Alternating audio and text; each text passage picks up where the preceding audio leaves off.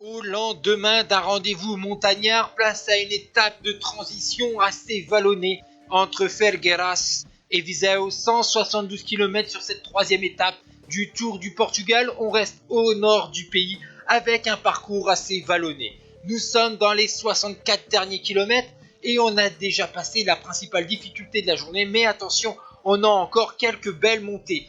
Et on a un groupe qui s'est constitué à l'avant de la course, une vingtaine de secondes devant un peloton emmené par la W52 FC Porto. À l'avant, on a Smith, Madrazo, Lascano, Fernandez, Núñez, Silva et Rodriguez. Malheureusement pour eux, le coureur de la formation Caraoal, Oyer Lascano, va les abandonner et partir tout seul à l'avant de la course, alors que le groupe de chasse n'a qu'une quarantaine de secondes après. Là, il y a une minute, mais vous allez voir que leur avance va chuter au fur et à mesure des kilomètres pour ce groupe de chasse. Il a bien fait, Oyer Lascano, un basque de 20 ans, 10e du Belgrade Banjuruca. Vous voyez, il a 2,43 d'avance sur le groupe de chasse, 3,26 sur le peloton. Un peloton maintenant emmené par la Miranda Mortagna de Daniel Freitas, 6e du classement général. Derrière, vous voyez qu'il y a deux coureurs de la formation Burgos BH. Malheureusement pour eux, ils ont été piégés ou peut-être ils n'étaient pas assez forts pour accompagner Oyer Lascano.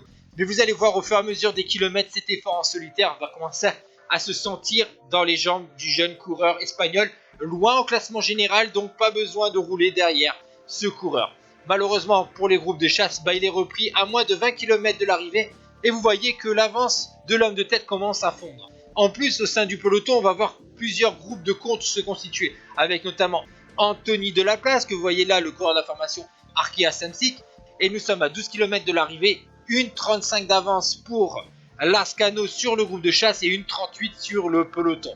Le peloton, bien sûr, comme d'habitude, avec de nombreuses attaques, va reprendre le groupe de chasse dans la descente vers Viseu. Mais attention, il y a encore un petit faux plat montant qui va faire mal aux pattes, mais ensuite, c'est encore à nouveau de la descente.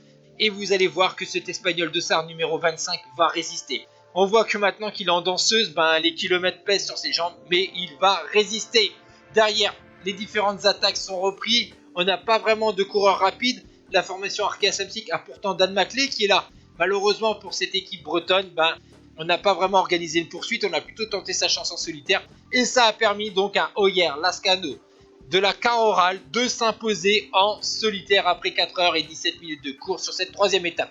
Derrière, on va voir au sprint à une quinzaine de secondes, le coureur le plus rapide de ce groupe, Dossard 51. Il s'agit du Britannique Dan Maclay qui prend donc la deuxième place à 15 secondes devant Linares, Luis Gomez 4e, 5e, Mauro Finetto de la Nippo Delco Marseille. Au classement général, pas de gros changements. Si Simon Kerr de la Nippo Delco Marseille a eu une crevaison dans le final et a perdu sa place dans le top 10. Ciao tout le monde.